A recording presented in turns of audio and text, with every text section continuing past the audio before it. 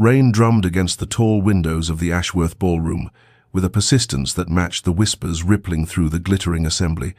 and Lady Beatrice Ashford stood in the shadows near the potted palms, watching the spectacle of her third season unfold with the detached melancholy of one who has already accepted her fate. The candlelight flickered across silk gowns in shades of cream and rose, casting dancing shadows that seemed to mock her own dove-grey dress, chosen not for its ability to catch a gentleman's eye, but for its practicality and the way it allowed her to fade into the wallpaper she had come to know so intimately. She was 23 now, an age that whispered of spinsterhood in the merciless arithmetic of the marriage mart, and she had learned to find a strange comfort in her invisibility, though sometimes, in the quiet moments between waltzes, she felt the ghost of yearning stir in her chest, like a bird trapped behind glass. The orchestra played a familiar tune, something bright and optimistic that seemed designed to contradict the weather and her mood, while all around her the machinery of courtship turned with mechanical precision, young ladies blushing behind fans, gentlemen bowing with practiced grace, mothers calculating advantages with eyes sharp as merchants at market. Beatrice had observed this dance for 3 years now, had watched her contemporaries from that first season drift away one by one into engagement announcements and wedding breakfasts, leaving her behind like driftwood on a receding tide. Miss Charlotte Pemberton had just accepted Lord Hartley by the refreshment table, their happiness so radiant it seemed to warm the very air around them, and Beatrice felt the familiar tightness in her throat that she had learned to swallow down, to compress into something small and manageable that she could carry home and examine in private. She was not bitter, she told herself, merely practical. She understood the truth that her mother refused to acknowledge, that she possessed neither the beauty nor the fortune to overcome her unfortunate tendency toward bookishness and her inability to simper or flutter or pretend fascination with subjects that bored her to tears. The ton had weighed her and found her wanting, and there was a kind of peace in acceptance, in releasing the desperate hope that had made her first season so painful. Yet even as she stood there in her grey dress, half hidden by tropical foliage imported at great expense to make a London ballroom feel like paradise, even as she told herself she had made peace with a future of caring for aging parents and eventually becoming some niece or nephew's eccentric aunt, something in her heart refused to fully surrender, clinging to dreams like a drowning woman clutches driftwood, foolish and stubborn and entirely beyond her control. The shift in atmosphere was so pronounced that Beatrice felt it even before she looked up from the slim volume of poetry she had secreted behind her fan. A subtle change in the quality of the whispers, a collective intake of breath that rippled through the assembled company like wind across wheat, and when she finally raised her eyes, she saw the crowd parting near the entrance with the instinctive deference people show to danger. Sebastian Thorne, Duke of Ravencrest, stood framed in the doorway like something carved from granite and shadow, a man in his late 30s whose very presence seemed to lower the temperature of the room, despite the hundreds of candles burning in crystal chandeliers overhead. He was tall, powerfully built in a way that suggested violence barely contained beneath the civilized veneer of his evening clothes, and the scar that ran from his left temple to his jaw caught the light like a brand, a mark that society had seized upon as evidence of his brutality, though Beatrice suspected no one actually knew its origin. The rumors about him were legion and contradictory, that he had killed a man in a duel over a woman, that he had earned his scar in some foreign war, and that his first wife had died under mysterious circumstances, though Beatrice was fairly certain he had never been married, that he ruled his vast estates with an iron fist and had dismissed servants for the smallest infractions. His eyes swept the ballroom with the cold assessment of a predator, taking in the silk and jewels and false smiles, with something that might have been contempt, and people actually stepped back as if his gaze alone could wound.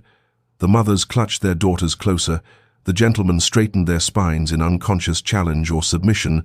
and the orchestra faltered for just a moment before the conductor recovered and urged them back to tempo. Beatrice, however, felt none of this instinctive fear, perhaps because she had already been overlooked by everyone in this room who mattered,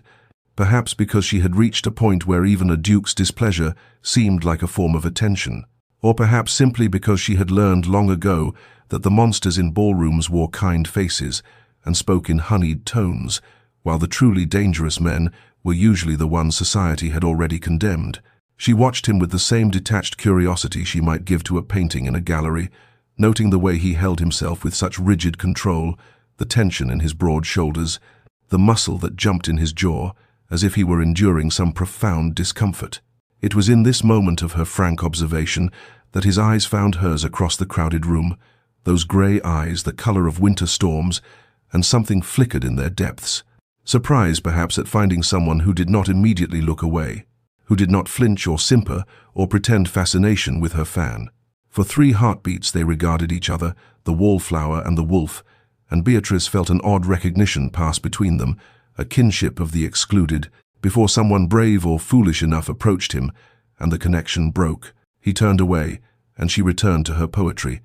But something had shifted in the careful architecture of her resignation, a single stone dislodged that would, in time, bring the whole structure tumbling down. The summons came 3 days later, delivered on cream-colored cardstock that seemed to mock the Ashford household's increasingly shabby gentility, and Beatrice sat in the morning room listening to the sounds of her father pacing in his study below, the floorboards creaking with the weight of desperation that had become as familiar as the faded wallpaper and threadbare carpets. She had known for months that something was wrong, had seen it in her mother's too bright smiles and her father's distraction, in the way certain luxuries had quietly disappeared from their table, and the servants had been reduced one by one until only the most essential remained. But she had not understood the true depths of their crisis until her father emerged from his study that afternoon, with his cravat askew and his eyes haunted. "The Duke of Ravencrest has made an offer," he said without preamble, his voice carrying the hollow quality of a man who has bartered away something precious, and Beatrice felt her heart perform an odd stutter step, though she kept her face carefully composed. Her mother gasped, hands fluttering to her throat in that theatrical way she had, already calculating the social triumph, even as her father's expression suggested. This was no ordinary proposal born of affection or even reasonable alliance. The details emerged slowly, painfully, like splinters being extracted from a wound. Her father's investments had failed catastrophically, debts had mounted beyond anything their modest estate could support, and ruin had been stalking them like a patient predator for the better part of a year. The Duke, it seemed, had business dealings with her father's creditors and had proposed a solution that was as practical as it was coldly transactional, a marriage that would clear the debts and save the Ashford name from complete disgrace in exchange for a wife of suitable birth if not fortune. He was quite clear about the terms, her father said, unable to meet her eyes. It is to be a marriage of convenience only. He requires an heir and a hostess for his estate. There is no expectation of sentiment. Beatrice absorbed this information with the same pragmatic calm she had cultivated through 3 seasons of disappointment, understanding with crystalline clarity that this was her purpose finally revealed, and that she had value, after all, though not in the way she had once dreamed. She thought of the Duke as she had seen him in the ballroom, that contained violence and terrible isolation, and felt something that was neither fear nor resignation, but rather a strange kinship, as if they were both pieces of furniture being arranged for maximum utility. "When?" She asked, and her mother made a small sound of protest that died when Beatrice turned to look at her with eyes that had seen too much and hoped for too little. Her father named a date 3 weeks hence, barely enough time for the banns to be read, and Beatrice nodded once, sealing her fate with the same quiet acceptance she had brought to every other disappointment in her life. The meeting itself, arranged 2 days before the wedding, took place in the Ashford drawing room, where the afternoon light was kind enough to hide the worst of the shabbiness, and when Sebastian Thorne entered the room, he seemed too large for the space, his presence overwhelming the delicate furniture and faded elegance like a wolf in a henhouse. They regarded each other across a distance of perhaps 10 feet that might as well have been an ocean, and Beatrice curtsied with mechanical precision while he bowed with the same rigid formality, and in the silence that followed, she understood that this was to be the pattern of their union, this careful choreography of duty without warmth, and this marriage that would save her family and give him his dynasty, while leaving both of them fundamentally, devastatingly, alone. The wedding took place on a grey morning when the sky seemed to press down upon the small parish church like a weight, and Beatrice stood before the altar in a gown of cream silk that had been her mother's, altered hastily to fit her slighter frame, feeling as though she were attending someone else's ceremony, watching from a great distance as the vicar's words washed over her in a tide of incomprehensible syllables. Sebastian stood beside her, rigid as carved marble, his responses delivered in that deep voice with all the warmth of winter stone, and when he placed the ring upon her finger, a heavy band of gold set with emeralds that had clearly belonged to some previous duchess. His touch was so brief and impersonal, it might have been a stranger performing a medical examination. There were perhaps 20 people in attendance, mostly her family and a few of the Duke's business associates, whose expressions suggested they found the entire proceeding as coldly transactional as it was, and when the vicar pronounced them man and wife, and Sebastian turned to her with that terrible politeness to deliver the obligatory kiss, his lips barely grazed her cheek before he stepped back as if scalded. The wedding breakfast was a silent affair, punctuated only by the clink of silver on china, and her mother's 2 bright attempts at conversation that died in the face of Sebastian's monosyllabic responses, and then they were in his carriage, a magnificent thing of black lacquer and ducal crests that seemed designed to announce his wealth and power to anyone they passed, beginning the journey north to Ravencrest. The hours passed in suffocating silence, broken only by the sound of hooves and wheels on the road, and Beatrice occupied herself by watching the landscape transform from the gentle hills around London to something wilder and more forbidding, bare trees clawing at a colourless sky, stone walls dividing fields of stubble and sheep, everything taking on the quality of a landscape from a Gothic novel she had once read, where the heroine journeyed to her doom in a remote castle.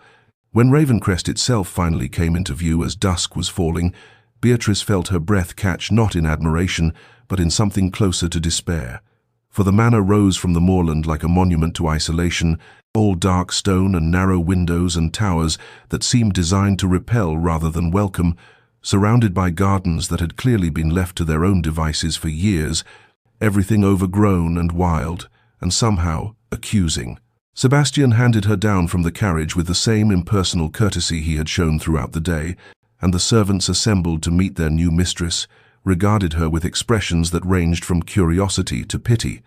and the housekeeper, a stern woman of perhaps 50 with grey hair, pulled back severely from a face that had forgotten how to smile, showed her to chambers that connected to the Duke's through a shared sitting room, though the door between them was firmly closed. That first dinner was served in a dining room large enough to host 50, but set only for 2 at opposite ends of a table that seemed designed to prevent conversation,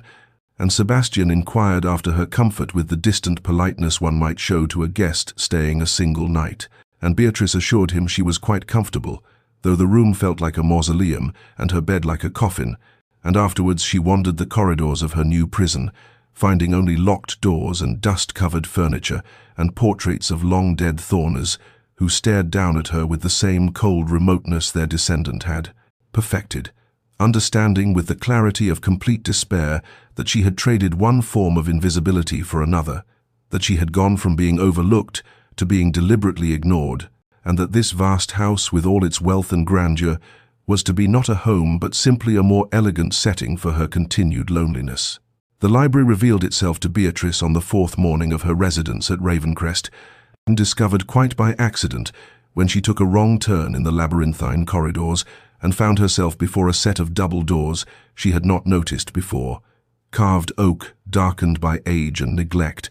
and when she pushed them open the hinges protested with a sound like a sigh of relief, as if the room itself had been waiting for someone to remember its existence. What lay beyond took her breath in a way the grandest ballroom never had, for here were floor-to-ceiling shelves, stretching the length of 3 walls, filled with thousands of volumes in leather bindings of burgundy and forest green and midnight blue,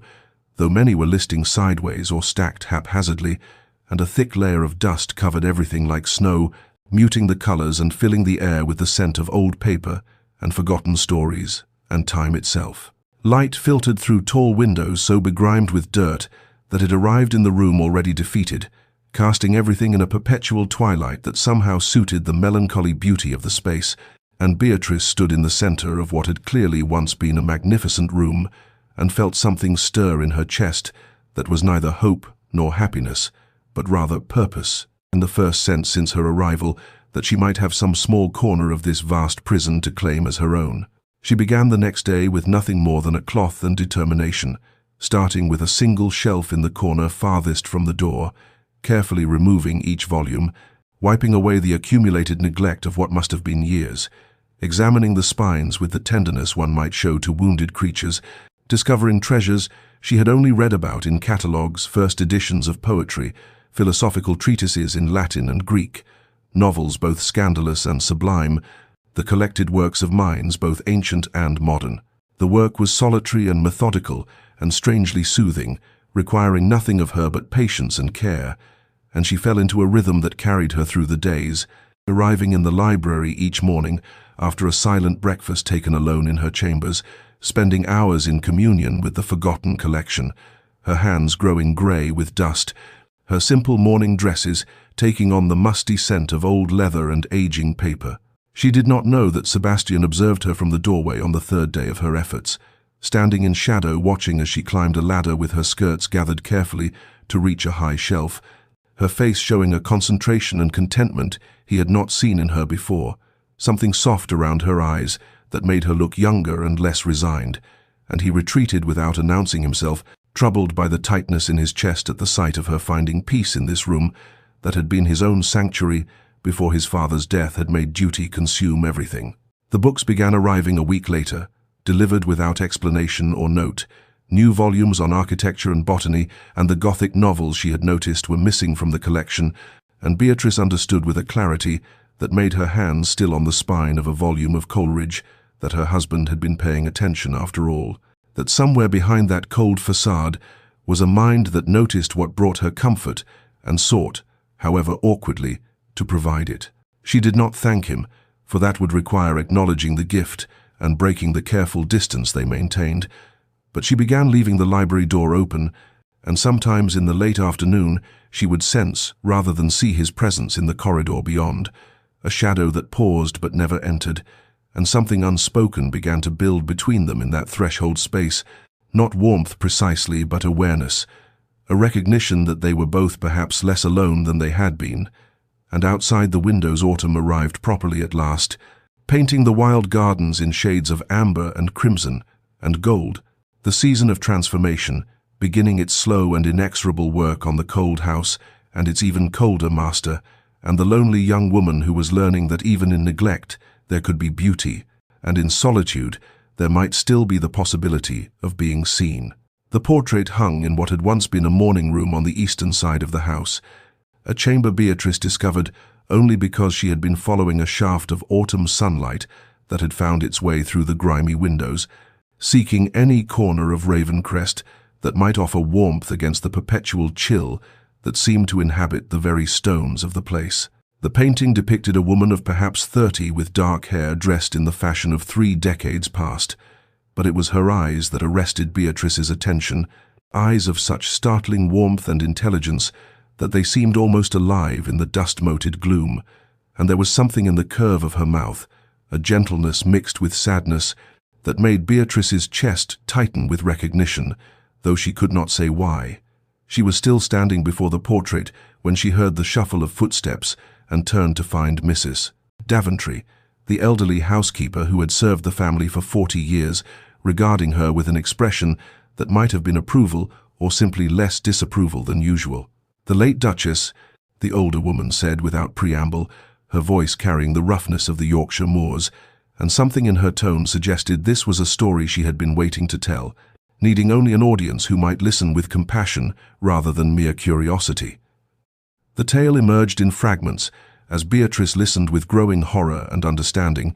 learning that Sebastian's mother had died when he was but 7 years old, thrown from a horse on these very grounds while his father watched, and that the old duke had been so consumed by grief it had curdled into something bitter and cruel,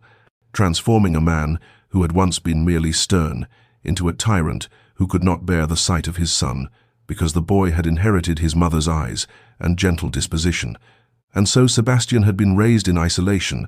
taught that softness was weakness and affection a liability,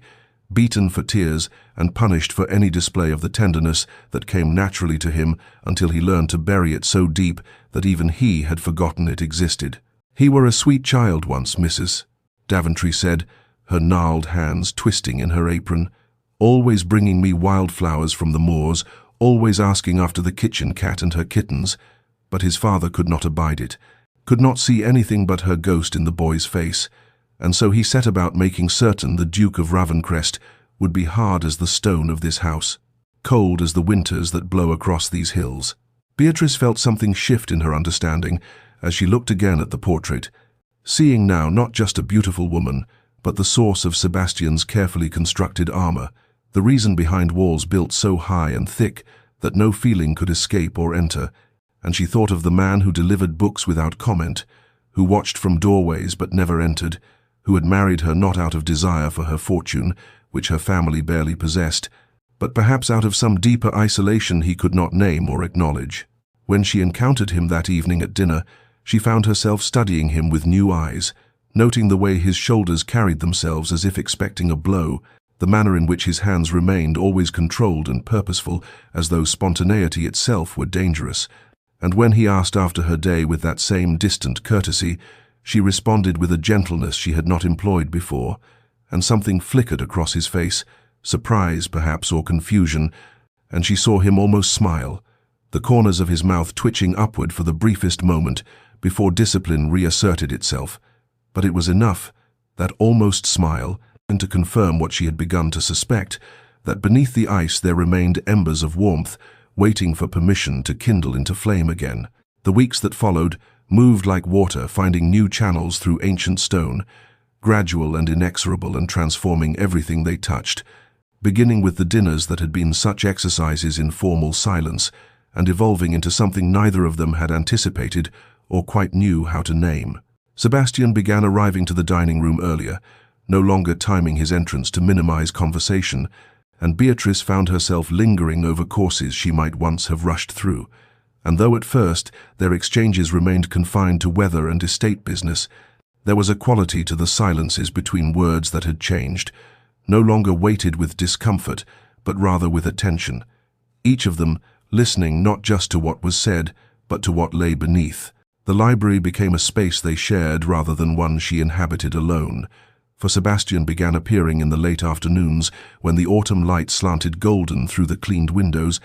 and at first he would simply sit in the leather chair by the fire with papers or correspondence. But gradually he began asking what she was reading, and she would tell him,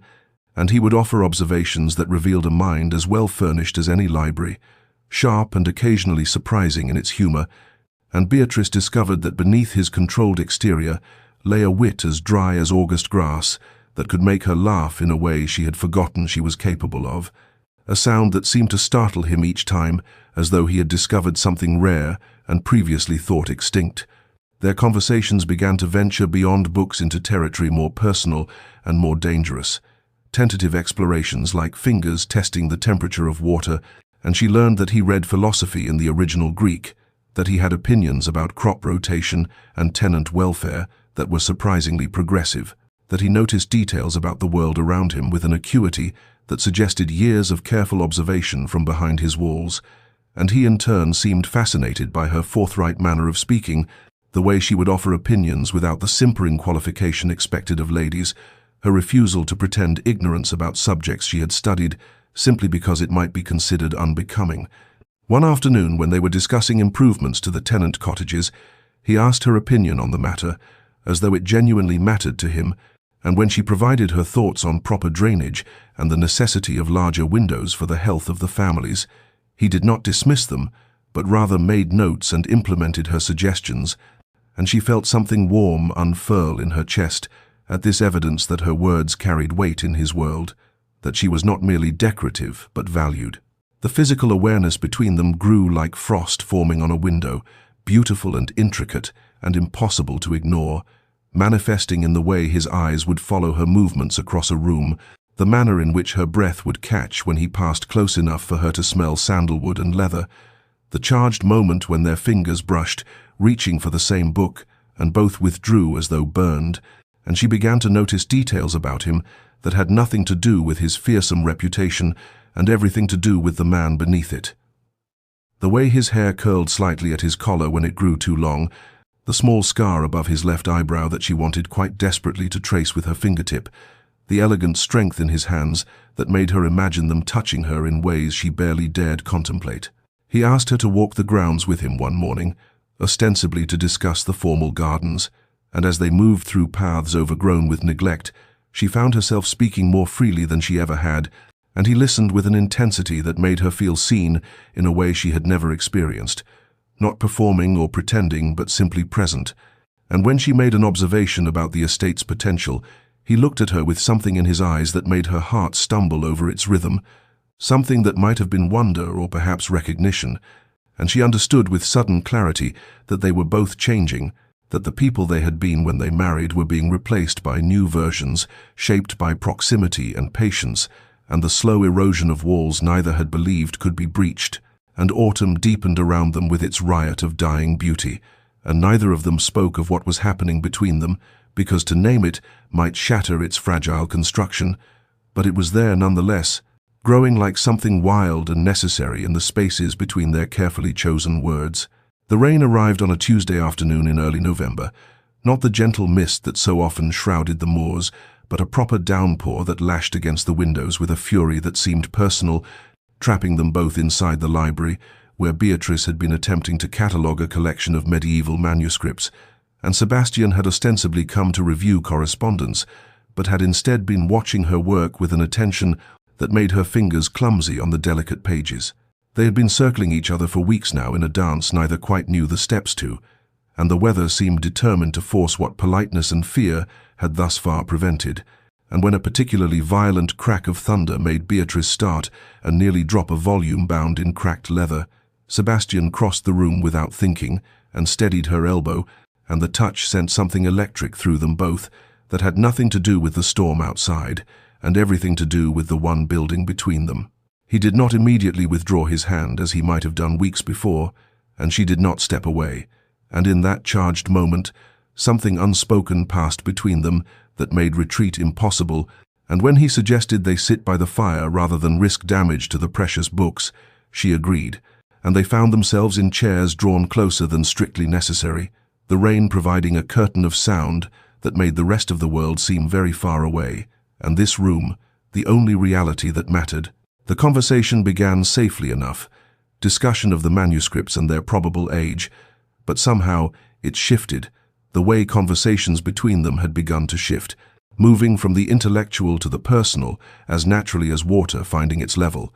and Beatrice found herself speaking of her 3 failed seasons with a candor she had never employed before, describing not the humiliation of being overlooked, which would have been too raw, but rather the peculiar loneliness of being present yet invisible, and of watching others dance and flirt and form connections,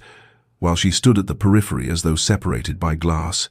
and how she had eventually convinced herself that she preferred observation to participation,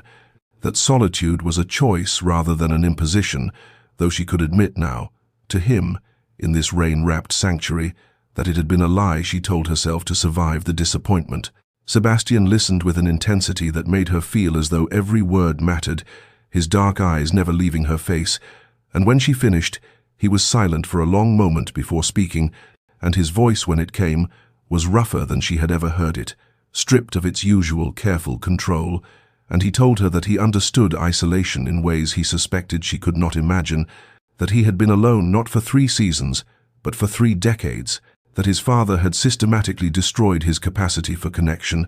and that he had spent his adult life perfecting the art of being untouchable because it seemed safer than risking the pain of being touched and found wanting. And as he spoke, Beatrice felt her heart crack open with understanding,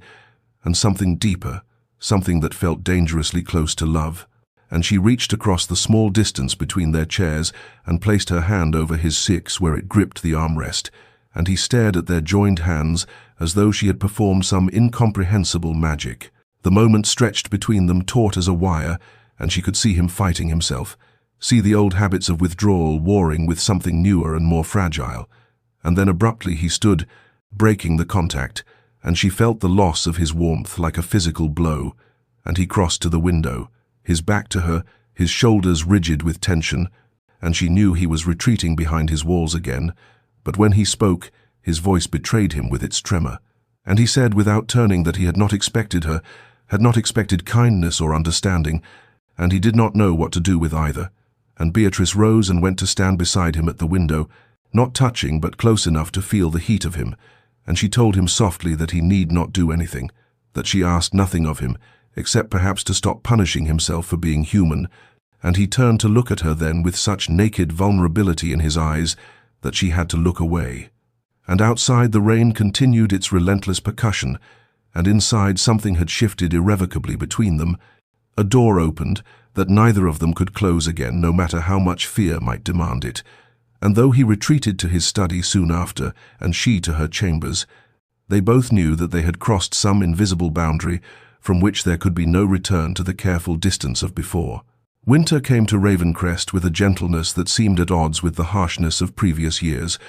or perhaps it was simply that the house itself had changed, that the cold stone walls no longer felt quite so forbidding now that Beatrice had begun her quiet transformation of the space, starting with the entrance hall, where she instructed the servants to bring in evergreen boughs and holly berries, their red brightness a defiant splash of color against centuries of grey austerity, and Sebastian, returning from a morning ride to find his house suddenly festooned with greenery, had stopped in the doorway with an expression Beatrice could not quite read, something between confusion and wonder,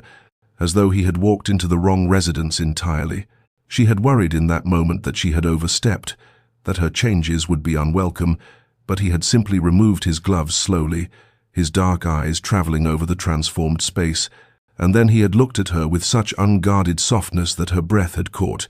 and he had said quietly that he could not remember the last time Ravencrest had been decorated for Christmas, and she had understood from the roughness in his voice that it had been before his mother died, before his father had turned their home into a mausoleum of grief and rage, and she had wanted to cross the space between them and take his hand, but had not quite dared, and instead she had simply smiled and told him that it was only the beginning, that the house deserved to remember how to celebrate, and something in his face had shifted at her words, as though she had given him permission for something he had not known he needed. The servants noticed the change in their master, with a mixture of astonishment and quiet approval, for Sebastian began spending more time in the common areas of the house rather than sequestered in his study, and he would pause to observe Beatrice's preparations with an attention that seemed to drink in every detail, watching as she directed the arrangement of candles in the windows, as she worked with the housekeeper to plan a proper Christmas dinner for the staff, as she sat by the fire in the evenings, creating small decorations from ribbon and pine cones, with a contentment on her face that transformed her from merely pretty to something luminous. And Mrs. Henderson, the housekeeper, remarked to the butler that she had not seen his grace smile in 20 years, but he had done so twice in the past week, and both times while watching the new Duchess, and perhaps miracles were not quite as rare as the church would have them believe. It happened on a snowy afternoon 3 days before Christmas, when Beatrice was attempting to hang a kissing bough in the doorway between the drawing room and the library, and found herself standing precariously on a chair that wobbled with each movement. And Sebastian had entered to find her thus engaged, and had crossed the room in 3 swift strides, his hands coming to her waist to steady her, and she had gasped at the contact, at the heat of his palms burning through the layers of her dress, and she had looked down to find him staring up at her with such intensity that the kissing bough had nearly fallen from her nerveless fingers, and he had lifted her down with a gentleness that belied his strength, and for a long moment they had stood there, his hands still at her waist, her palms resting on his shoulders, and she had made some foolish comment about the tradition of mistletoe to cover her breathlessness, and he had looked up at the greenery she had been attempting to hang, and then back at her with something almost like mischief in his eyes, and he had said that he was aware of the tradition, and then he had laughed, actually laughed, a sound so unexpected and genuine that it had transformed his entire face, erasing years of severity and revealing the man he might have been if life had been kinder, and Beatrice had felt her heart turn over in her chest with the sudden devastating knowledge that she was in love with her husband, completely and irrevocably in love with this damaged and complicated man who was learning how to smile again because of her presence in his life, and the realization was both exhilarating and terrifying because she had no idea if he felt anything beyond gratitude or companionship, and she was not certain she could bear to know if he did not, and so she had stepped back and busied herself with the kissing bough to hide the emotion surely written across her face, and Sebastian had retreated as well, though his eyes had lingered on her for a long moment before he turned away. And the house continued its transformation around them, becoming warmer and brighter with each passing day, a physical manifestation of the thawing happening between two hearts that had both believed themselves beyond the reach of such ordinary magic as love. The invitation arrived on a morning in mid-January, when the ground lay frozen beneath a coverlet of pristine snow, and Beatrice was breaking her fast in the small dining room that had become their informal gathering place, Sebastian across from her reading correspondence with the focused attention he brought to all matters of business, and she had been contentedly planning her day. Perhaps another session in the library, or a walk through the winter gardens if the weather held,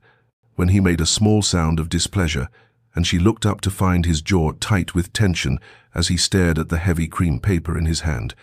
And when she inquired gently what troubled him, he had passed the invitation across the table without comment,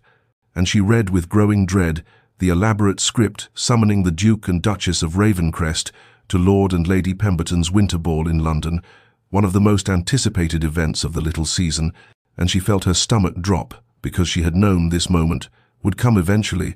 that they could not hide at Ravencrest forever, no matter how much she might wish it, but she had hoped for more time, more certainty about what lay between them, before facing the cruel scrutiny of the society that had dismissed her so thoroughly during her 3 failed seasons. Sebastian was watching her with an intensity that made her aware he was reading far more in her expression than she intended to reveal, and she forced herself to set the invitation down with a steadiness she did not feel, and say something appropriately neutral about the honor of the invitation, though they both knew it was less honor than obligation, for a duke could not simply disappear from society without consequence, no matter how much he might prefer isolation. And he said quietly that they need not attend if it would distress her, and she heard in his voice a protectiveness that made her heart ache even as it warmed her. And she found herself assuring him that of course they must go, that it would be expected, though the thought of walking into that glittering ballroom on his arm filled her with a fear she could not quite name, for she knew what the gossips would say, what they always said, that she was plain Beatrice Ashford, who could not catch a husband in 3 seasons, and had somehow trapped the fearsome Duke of Ravencrest into a marriage of convenience, and they would whisper about his scars and his reputation, and wonder what desperate straits had driven him to such a union, and she could bear their judgment of herself, but the thought of them sneering at Sebastian made something fierce and protective rise in her chest. The weeks that followed were consumed with preparation, modistes summoned from London to create appropriate gowns, Sebastian insisting with a firmness that brooked no argument that she should have whatever she desired, regardless of cost, and she had tried to protest that her existing wardrobe was adequate, but he had looked at her with something almost like anger, and said that she was a duchess now and would be dressed as befitted her station, though she suspected his insistence had less to do with propriety and more to do with armor, as though fine clothes could somehow shield her from the cruelty he knew awaited them. And as the day of departure approached, she found herself increasingly aware of the tension building between them, the way his eyes followed her when he thought she was not looking, the way her skin felt too sensitive whenever he was near, the unspoken feelings that seemed to thicken the air between them until she could hardly breathe, and she caught herself wondering what would happen if she simply told him the truth, that she loved him, that the thought of facing London society terrified her less than the thought of continuing this careful dance of near intimacy without ever crossing into something real. But she was afraid, so desperately afraid, that her love would be unwelcome, that it would drive him back behind the walls he had begun to lower, and so she remained silent, even as the tension wound tighter with each passing day. And when they finally departed Ravencrest on a grey February morning, the house she had come to love receding behind them as the carriage carried them toward London and whatever judgment awaited, she felt as though they were travelling toward some inevitable crisis, a test that would either forge them together or break them apart entirely, and she did not know which outcome frightened her more. The Pemberton ballroom blazed with 1,000 candles that cast dancing shadows across walls, draped in ivory silk and gold brocade, and Beatrice stood at the entrance with Sebastian's arm beneath her gloved hand, feeling the collective attention of London society turned toward them like a physical force,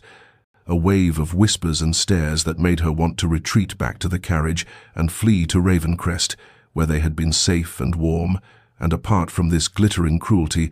but Sebastian's arm was steady beneath her fingers, and she drew strength from that steadiness, even as she felt him stiffen beside her. His jaw tightening in that way she had come to recognize as his armor rising, his walls rebuilding themselves against the assault of judgment he had known would come. The whispers reached them in fragments carried on the perfumed air, cruel snippets that cut like glass even though Beatrice had steeled herself for exactly this reception, and she heard "Beauty and the Beast," spoken with malicious amusement by Lady Charlotte Pemberton, who had been one of the reigning beauties during Beatrice's own failed seasons, heard desperate measures and his scars, and plain little Ashford, and what could he possibly see in her, from clusters of matrons and debutantes, who seemed to take particular pleasure in their dissection of this unlikely union, and she felt Sebastian's entire body go rigid beside her, felt him beginning to retreat into that cold, distant place he had inhabited when she first arrived at Ravencrest, and something fierce and protective rose in her chest, something that burned away her own fear and self-consciousness in the face of a greater rage, for she could bear their judgment of herself, because she had endured 3 seasons of their dismissal and survived. But she would not, could not, allow them to diminish him, this complicated man who had learned to laugh again in her presence, who had given her books and freedom and a home where she finally felt she belonged, who was so much more than the scarred monster they saw when they looked at his face. She turned slightly toward him, aware that every eye in the ballroom was upon them, and she met his gaze with a steadiness that seemed to surprise him, and then deliberately, consciously, making a choice that she knew would define everything that followed, she lifted her free hand and placed it over his where it rested stiff and formal at his side, twining her fingers through his in a gesture of unmistakable intimacy and solidarity, claiming him publicly in a way that left no room for doubt about where her loyalty resided, and she saw shock flicker across his features, saw something like wonder break through the defensive coldness, and she said quietly, but clearly enough for those nearest to hear, that she was glad they had come, and that she had missed London, but found she preferred Ravencrest now, preferred the peace and beauty of their home together,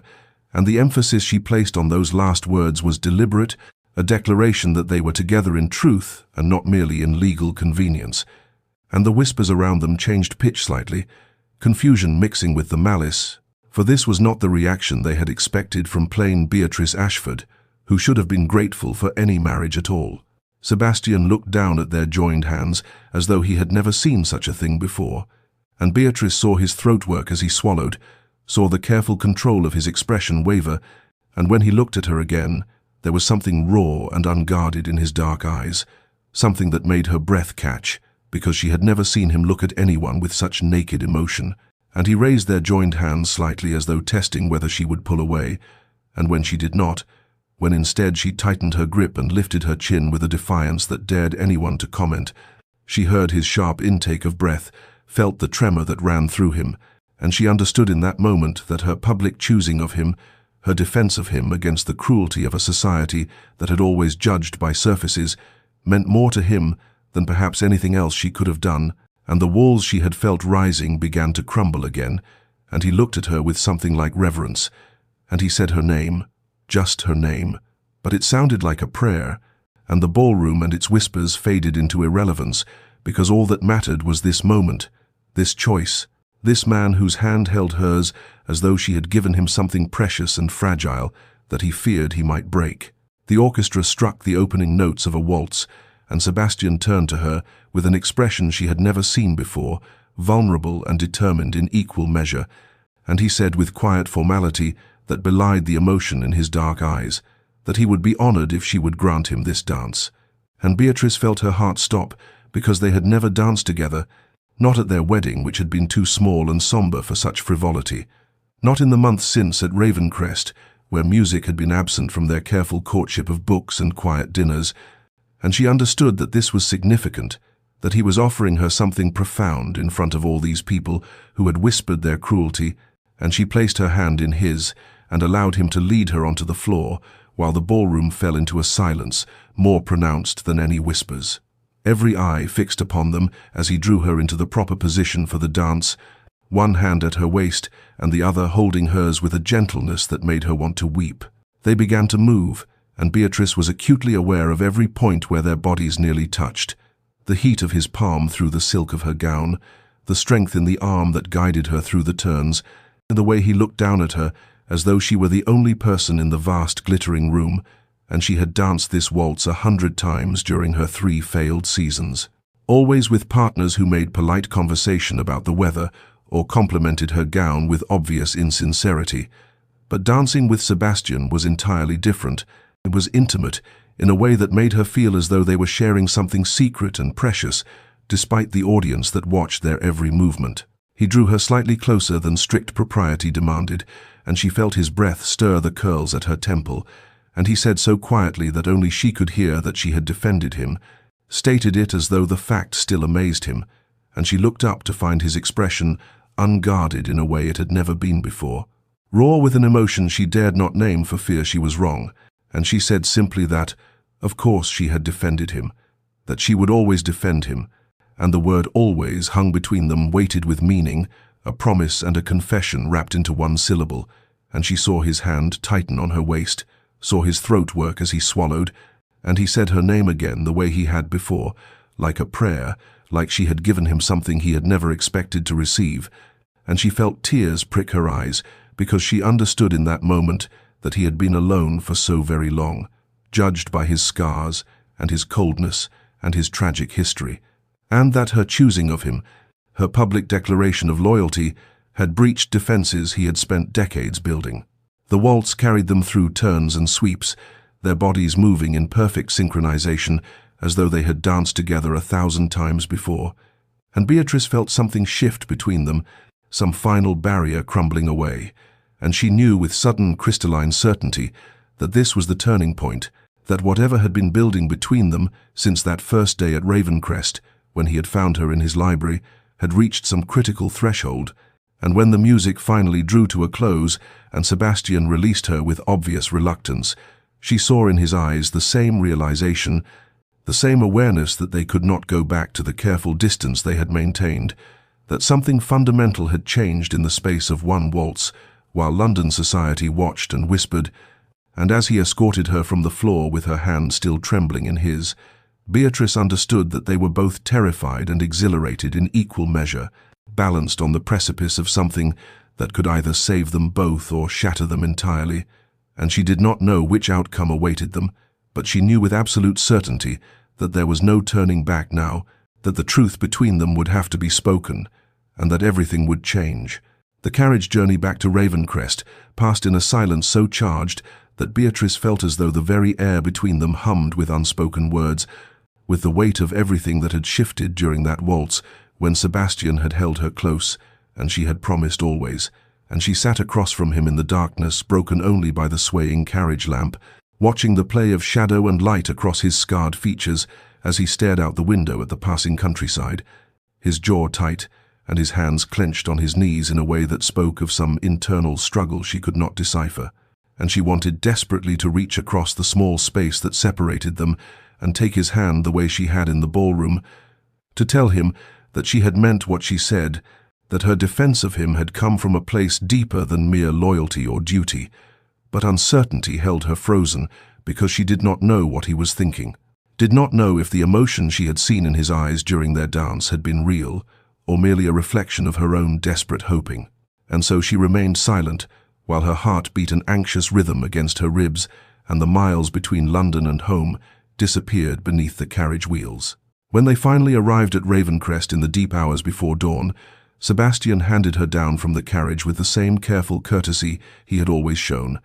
But his touch lingered a moment longer than necessary, his fingers warm through her glove, and she looked up to find him watching her with an expression she could not read, something fierce and frightened all at once, and she thought he might speak, might give voice to whatever thoughts had occupied him during their silent journey.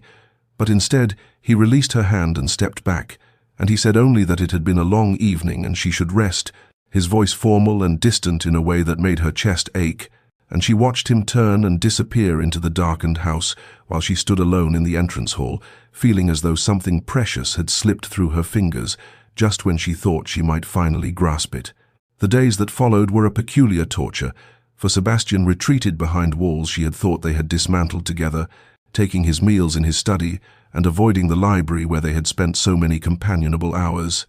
And when they did encounter each other in the corridors or at dinner, he was polite and correct and utterly remote, and Beatrice felt the distance between them like a physical pain, like something vital had been severed, and she lay awake at night in her chamber, replaying every moment of that London ball, trying to understand what had changed, what had frightened him back into his isolation, wondering if she had imagined the tenderness in his eyes when they danced, if she had misread everything and built castles from wishes rather than truth. She tried to tell herself that he needed time, that perhaps the intensity of what had passed between them in that ballroom had overwhelmed him, that a man who had been alone as long as Sebastian had been would naturally retreat when faced with emotions he had not experienced in years,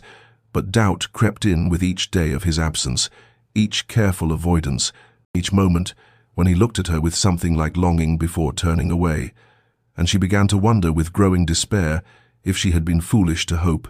if the connection she felt between them was one-sided,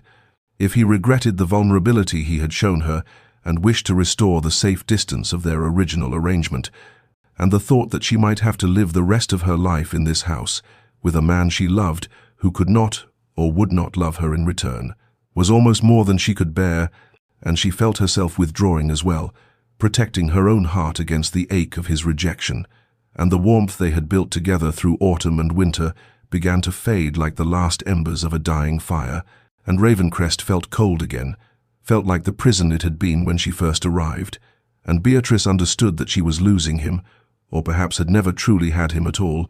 and the realization broke something inside her that she feared might never properly heal. It was 3 days after their return from London, when Beatrice's world tilted on its axis once more,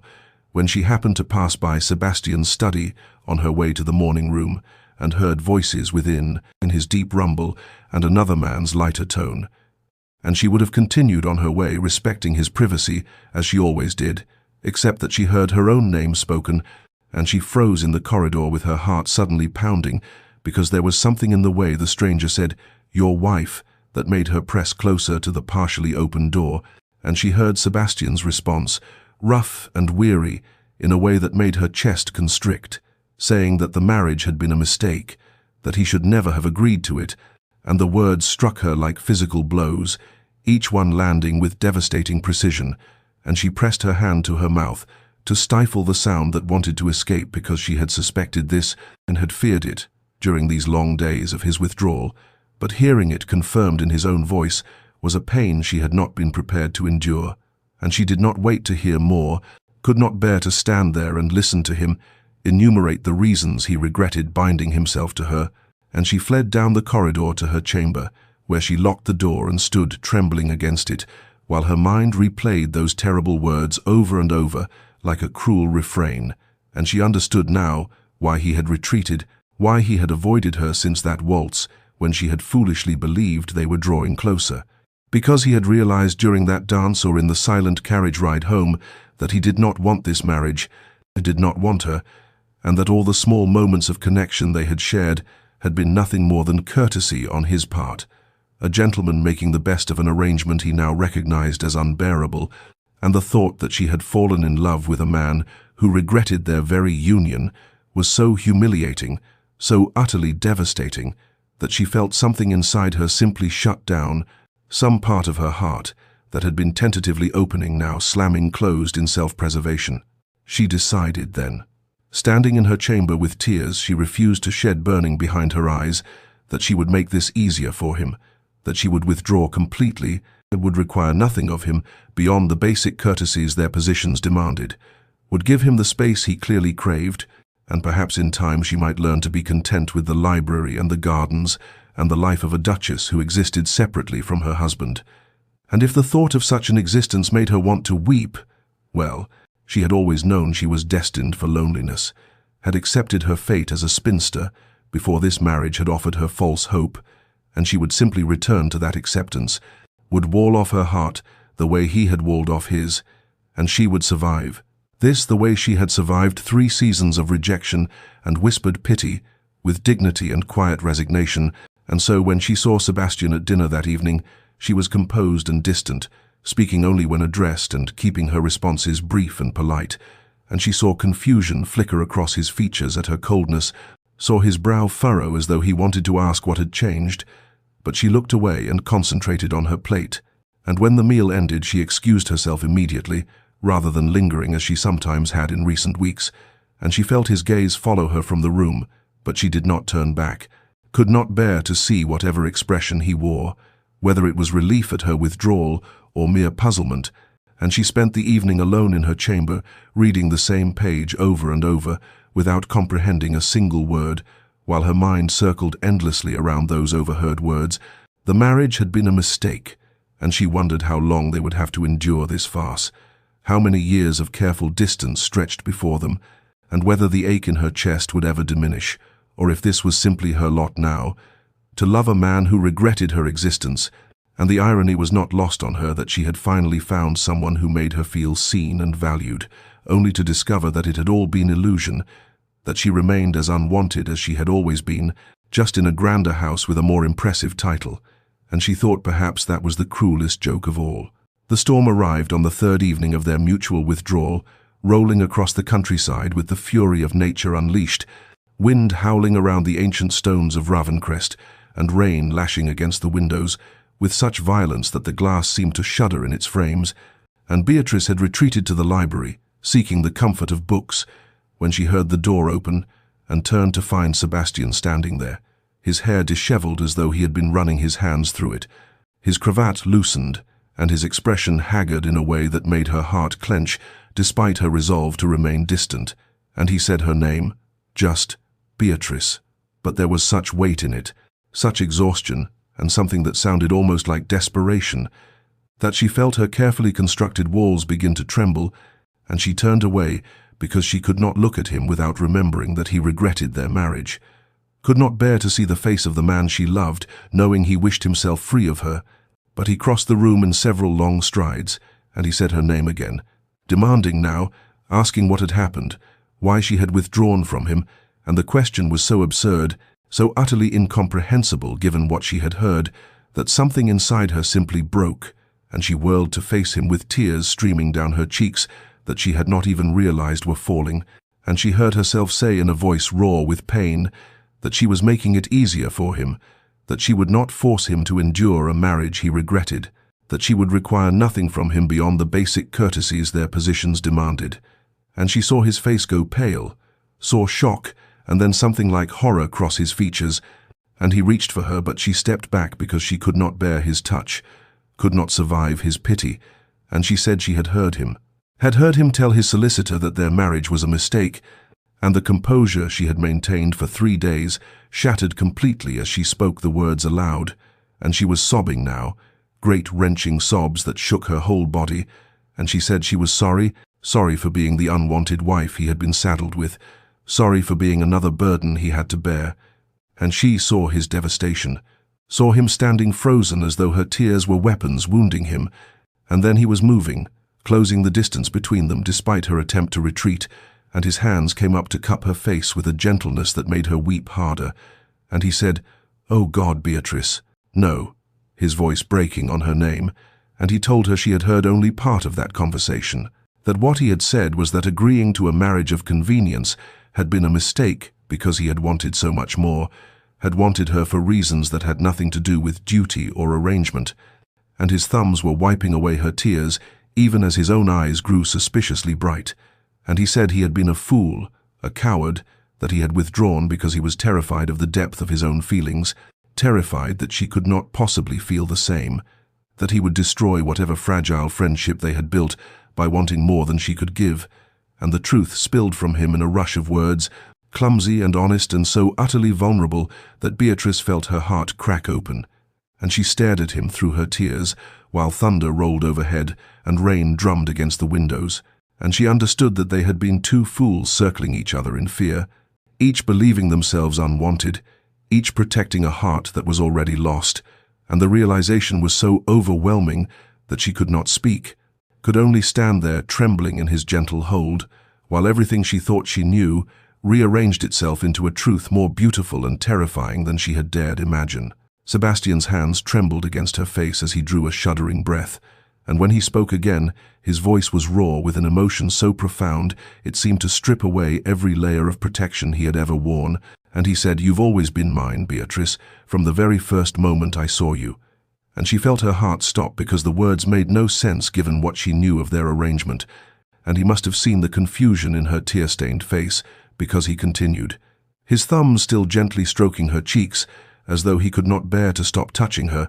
and he told her that it had been her first season when he had noticed her sitting in a corner of the Pemberton ball reading a book while everyone else danced, and he had been struck by her complete indifference to the spectacle around her,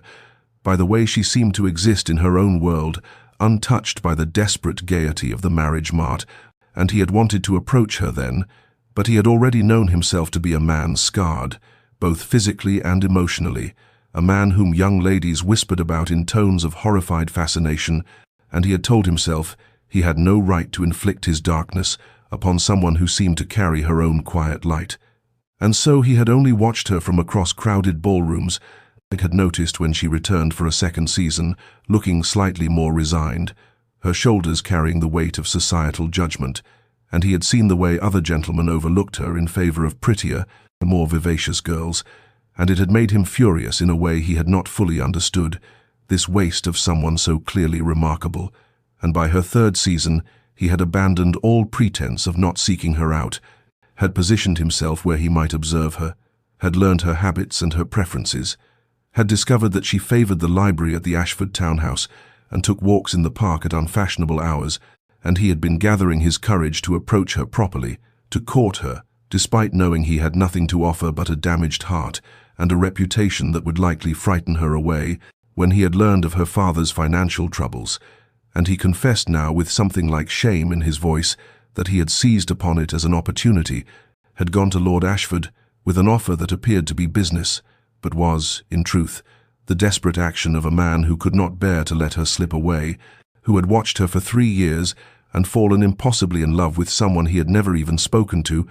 and he said he knew it was madness, knew that arranging a marriage of convenience with a woman who did not know he existed beyond his fearsome reputation was perhaps the most selfish thing he had ever done. But he had told himself that he could make her happy,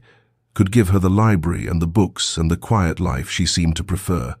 could protect her from the cruelty of a society that had failed to see her worth, and if she never loved him in return, well, he would have the privilege of existing in her presence, of ensuring she never wanted for anything, of watching her bring light into his dark world, even if that light was never meant for him. And he had not anticipated how difficult it would be to maintain distance once she was actually his wife, and had not realized that every small interaction would make him want more, that seeing her gentle kindness and sharp wit and quiet strength up close would transform distant admiration into something far more consuming and terrifying, and he had withdrawn after the London ball because he had felt the walls he had built around his heart crumbling, had known that if he allowed himself to hope that she might feel even a fraction of what he felt, the devastation when he discovered otherwise would destroy him completely, and now he stood before her with his soul laid bare, trembling with the vulnerability of complete honesty, and he said, "I love you, Beatrice. I have loved you since before you knew my name, and I am sorry, so desperately sorry that my cowardice made you doubt for even a moment that you are wanted, that you are cherished, that you are the answer to every question I did not know I was asking." And Beatrice felt tears streaming down her face again, but they were different now, born not of pain but of overwhelming relief and joy, and the stunning realization that she had been seen all along, that during those 3 seasons when she had believed herself invisible, she had been noticed and valued by the one person whose regard she had come to crave above all others, and she reached up to cover his hands with her own, pressing them more firmly against her face, and she said, "I love you too, Sebastian. I think I began falling in love with you the moment you had those books delivered to the library, when you showed me through that simple gesture that you saw me, truly saw me, and I have been lost to you ever since." And the confession seemed to break something in him, and she saw a tear slip down his scarred cheek, and she realized with wonder that this fearsome man was weeping, that her words had moved him beyond the bounds of the control he usually maintained so rigidly, and the knowledge filled her with a tenderness so fierce it felt like a physical ache. The tenderness that filled Beatrice transformed seamlessly into something more urgent, as Sebastian drew her closer, his hands sliding from her face to cradle the back of her head, his fingers threading through her hair with a reverence that made her breath catch, and she rose on her toes even as he bent toward her, and when their lips finally met, it was not the chaste kiss of their wedding day, but something profound and transformative. A union that seemed to pour years of longing and denial and desperate hope into a single moment of connection, and she felt his breath shudder against her mouth as he kissed her with a hunger tempered by such exquisite gentleness that tears continued to slip down her cheeks even as joy bloomed in her chest, and her hands came up to grip the lapels of his coat because she needed something to anchor her to earth when she felt as though she might simply dissolve into pure feeling. And he pulled back only to rest his forehead against hers, both of them breathing heavily, and he whispered, "My Beatrice, my love, my heart," and the possessiveness in his voice sent warmth cascading through her entire body, and she said, "Yours, always yours," and they stood there in the library, with the storm raging outside, while a different kind of storm raged between them. And when he kissed her again, it was deeper, more insistent, and she felt the careful control he had maintained for months beginning to slip away, felt the full force of his desire breaking free from the constraints he had imposed upon it, and she met him with equal fervor because she had her own months of suppressed longing to express, her own need to show him through touch what words seemed inadequate to convey, and somewhere in the haze of sensation she became aware that he was guiding her backward, that the solid surface of the library desk was behind her, and his hands were at her waist, lifting her to sit upon it, and he stepped between her knees with an intimacy that made her gasp, and he said her name like a question, like a request for permission, and she answered by pulling him closer, by kissing him with an abandon she had never imagined herself capable of, and the emotional intimacy of their confessions transformed into physical intimacy, as natural as breathing, as inevitable as the dawn that would eventually break over the storm-washed countryside. And she learned the taste of him, the feel of his scarred face beneath her trembling fingers, and the sound he made low in his throat when she touched him in ways that pleased him, and he learned her too, discovered with reverent attention what made her sigh, what made her arch into his touch, what made her whisper his name with such sweet desperation that he had to pause and simply hold her, overcome by the reality of her responsiveness, by the gift of her trust and desire, and the library that had been the site of so many tentative steps toward connection became the place where they finally, completely, irrevocably became one, and the morning found them in Sebastian's chambers, where he had carried her sometime in the dark hours before dawn, found them tangled together in sheets that bore witness to their union, and Beatrice woke to find him watching her with an expression so tender it made her heart ache, and he reached out to trace the curve of her cheek with one finger, and he said, "Good morning, oh my love," and those simple words spoken in the intimacy of their shared bed held more joy than she had ever imagined possible, and she smiled at him. This fearsome duke who was fearsome no longer, at least not to her, and she said, "Good morning, my heart." And they spent the morning in quiet conversation, punctuated by kisses and caresses, speaking of everything and nothing, making plans for their future, confessing small truths and large ones, and the melancholy that had haunted Beatrice for 3 seasons in London lifted completely, replaced by a bone-deep contentment and a joy so radiant that when they finally emerged from their chambers late in the afternoon, the servants who saw them could not help but smile at the transformation in both their master and their mistress, at the way the Duke's hand rested possessively at the small of his wife's back, at the way the Duchess looked up at him with such open adoration,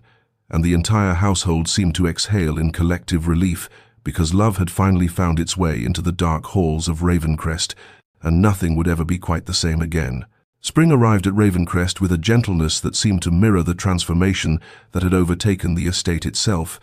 and where once the manor had stood dark and forbidding against the landscape, it now seemed to glow with an inner warmth that had nothing to do with the increased sunlight, and everything to do with the happiness that radiated from its Duke and Duchess. And Beatrice walked through gardens that she had coaxed back to life, with the help of enthusiastic groundskeepers who had been delighted to see their long-neglected plots receiving attention, and she paused by beds of roses that were just beginning to bud,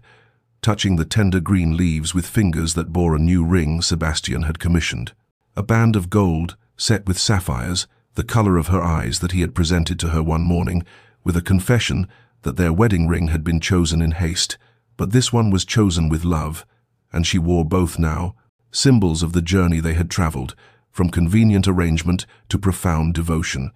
And Sebastian found her there among the roses, came up behind her, and wrapped his arms around her waist, pulling her back against his chest in a gesture that had become habitual. This need to touch her, to reassure himself of her presence and her willing reception of his affection, and he pressed a kiss to the curve of her neck and asked what occupied her thoughts, and she turned in his arms to face him, and there was something in her expression that made his breath catch, a combination of joy and nervousness and anticipation that he could not quite interpret. And she took his hand and placed it against her abdomen, holding it there with both of hers, and she said, "I believe we are to have a child, Sebastian. I believe our love has created new life." And she watched as understanding dawned in his face. He watched the way his eyes widened, and then filled with tears that he did not bother to hide. And he dropped to his knees before her in the garden, pressing his face against her stomach, his arms wrapping around her hips, and he wept with a joy so pure it made her own tears fall. And they stayed like that for long moments, while the spring breeze moved through the budding roses and carried the scent of new growth and possibility. And when he finally rose, he kissed her with such tender reverence that she felt cherished beyond measure. And the news spread through the estate and then gradually to London society, and there were those who had whispered cruel things about their marriage, who now found themselves forced to acknowledge that the Duke of Ravencrest and his unlikely Duchess appeared genuinely, remarkably happy, and invitations that had once been extended out of obligation to Sebastian's title began to include genuine warmth for the couple themselves. For Beatrice's quiet kindness had won over even the most hardened society matrons, and Sebastian's reputation had softened as people observed the way he looked at his wife, the way he seemed to exist in a state of perpetual wonder that she had chosen him. And when they appeared together at events now, there was no cruelty in the whispers, only speculation about whether the child would have his dark coloring or her fair features, whether it would be a boy to inherit the dukedom or a girl to be doted upon by her formidable father, and Beatrice bloomed with her pregnancy, her happiness so evident that it seemed to light her from within, and Sebastian became impossibly more protective, more attentive, reading to her in the evenings, with his hand resting on her growing belly, feeling for the first flutters of movement that would herald their child's presence, and the contentment that settled over Ravencrest was remarked upon by every visitor, by the servants who had watched their master transform from a man locked in solitary darkness to one who smiled readily and laughed often. And as summer approached and Beatrice's time drew near, Sebastian confessed that he had never imagined such happiness could exist, that he had spent so many years convinced he was meant for isolation, and she reminded him that she too had resigned herself to spinsterhood, had believed herself overlooked and unremarkable, and yet here they were, proof that even the most unlikely beginnings could lead to extraordinary joy. 5 years had passed since that spring when Beatrice had announced her pregnancy in the rose garden, and Ravencrest had transformed into something neither Sebastian nor Beatrice could have imagined in those early days of their arranged marriage, for the halls that had once echoed with silence now rang with the laughter of children, twin boys who had arrived first with their father's dark hair and their mother's gentle eyes,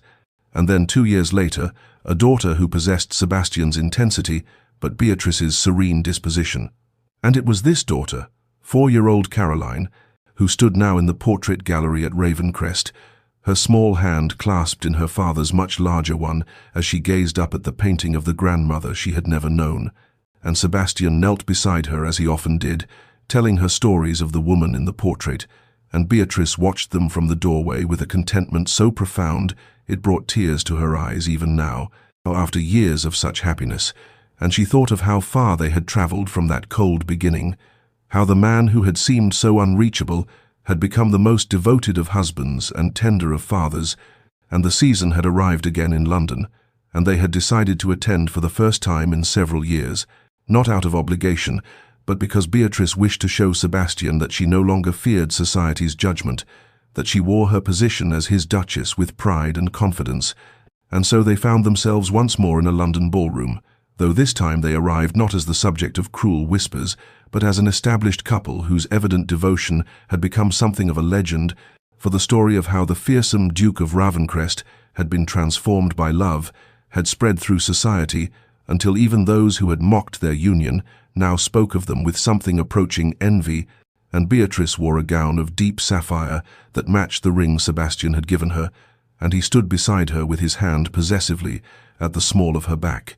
That gesture that had become as natural as breathing, and they watched the young debutantes in their white gowns, watched the nervous mothers and the calculating suitors, and Beatrice felt a rush of gratitude that her own years of such anxiety had led her here, to this man, to this life. And Sebastian bent to whisper in her ear, "Do you remember the first time I saw you in a ballroom like this? You were reading in the corner, completely oblivious to the spectacle around you," and she turned to look up at him with a smile that held years of accumulated love, and replied, "I remember being certain I would never receive a proposal, that I was destined for spinsterhood," and he pulled her closer and said, "You had already received a proposal, you simply did not know it yet, for I had decided that very night that if I ever possessed the courage to offer for anyone, it would be the girl who found books more interesting than ballroom drama." And she laughed softly and reminded him that he had waited another full year before approaching her father, and he confessed that it had taken him that long to convince himself that she might possibly accept a man like him, might possibly see past his reputation and his scars, and she reached up to trace the scar on his face with gentle fingers. There in the middle of the ballroom with all of society watching, and she said, "This face is dear to me beyond measure. These scars are part of the man I love, and I would not change a single aspect of you." And he caught her hand and pressed a kiss to her palm, and around them the ballroom seemed to fade away, and they might have been alone in their library at Ravencrest for all the attention they paid to others, and later when they danced together as they had on that pivotal night years ago, they moved with the ease of long-time partners who knew each other's rhythms perfectly, and Beatrice thought of their children sleeping safely at the estate, thought of the life they had built together, thought of how close she had come to never knowing any of this, because she had almost given up hope, and she looked up at Sebastian to find him watching her with that expression of wonder that still appeared on his face sometimes, as though he could not quite believe his good fortune, and she knew her own face must show the same amazement, the same gratitude for the unexpected gift they had been given, and when the dance ended, they left the ballroom early, eager to return to Ravencrest, to their children, to the home they had created together, and as their carriage rolled through the London streets toward the road that would take them north, Sebastian pulled her close and said, "Thank you, Beatrice, for seeing me when I believed myself invisible, for loving me when I thought myself unlovable, for giving me a life I never dared to dream possible." And she nestled against him and replied,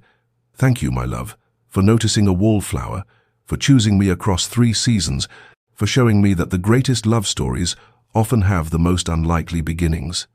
And they rode through the night toward home, toward the future they would continue to build together,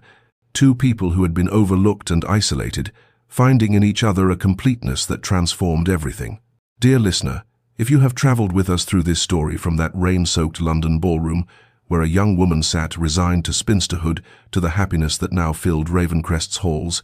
then you have witnessed a truth that bears repeating in a world that so often tells us we must be seen immediately or not at all, must be chosen quickly or resign ourselves to being overlooked forever, and the lesson that Beatrice and Sebastian's story offers is one of patience and the recognition that the deepest connections are rarely formed in an instant, but rather built slowly through accumulated moments of understanding and choice, and it teaches us that what society deems valuable and what truly matters in matters of the heart are often vastly different things. For Beatrice was dismissed as unremarkable by those who measured worth in superficial terms,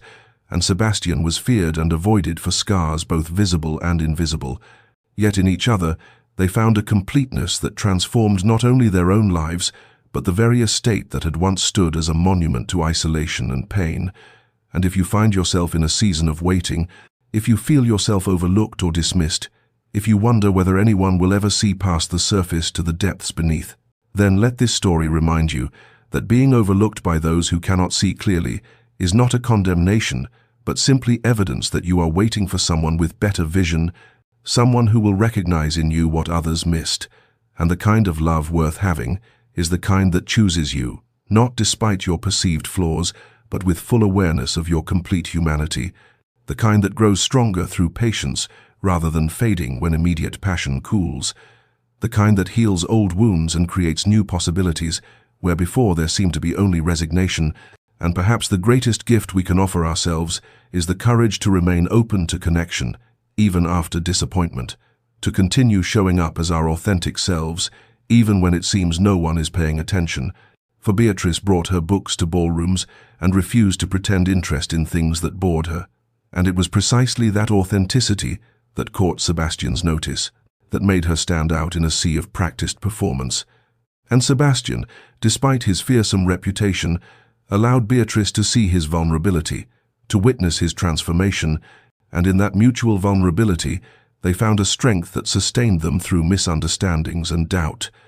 And so, as we leave them in their happiness, surrounded by the family they created and the love they nurtured from the most unlikely beginning, let us carry with us the knowledge that our own stories are still being written, and that patience and authenticity and the courage to be truly seen are never wasted. And may you find rest tonight in the assurance that somewhere, perhaps in the most unexpected place, someone is learning to see you clearly, someone is being prepared to love you well, and may your heart remain open to that possibility, even as you build a life of purpose and meaning in the waiting. And may peace settle over you like spring rain over winter-hardened ground, bringing with it the promise of new growth and unexpected blooms, for the story you are living may yet surprise you with its beauty. This tale comes to you from Love and Passion Archives, and until we meet again in another story, may you rest well, dear listener. May you rest well. A. Deether.